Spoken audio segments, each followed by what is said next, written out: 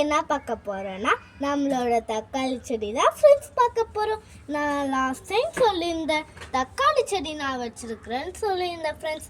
இப்போ கடகடன் அப்போ பார்க்கும் போது வெறும் இலைகள் மட்டும்தான் ஃப்ரெண்ட்ஸ் இருந்து இப்போ காய் வச்சு பூ வச்சு பழமாக கூட மாறிச்சு பாருங்கள் ஃப்ரெண்ட்ஸ். இங்கே பாருங்கள் ஃப்ரெண்ட்ஸ், இந்த மாதிரி நீங்களும் செடி வைங்க ஃப்ரெண்ட்ஸ். இந்த செடி நல்லா வந்ததுக்கு காரணமே எங்கள் பாட்டி தான் ஃப்ரெண்ட்ஸ்.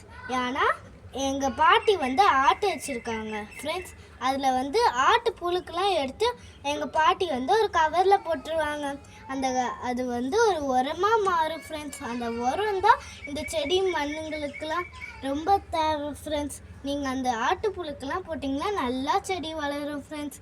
இந்த மாதிரி கடையில் வாங்குறத வீட்லேயும் நீங்கள் ஃப்ரெஷ்ஷாக செஞ்சுக்கலாம் ஃப்ரெண்ட்ஸ். எங்கள் மம்மி எந்த மருந்துமே போடலை, அந்த ஆட்டுப்புழுக்கால தான் அதுவாகவே தானாக வளருது ஃப்ரெண்ட்ஸ். நீங்களும் உங்களால் முடிஞ்ச அளவுக்கு செடிகள் வைங்க ஃப்ரெண்ட்ஸ். பாய்.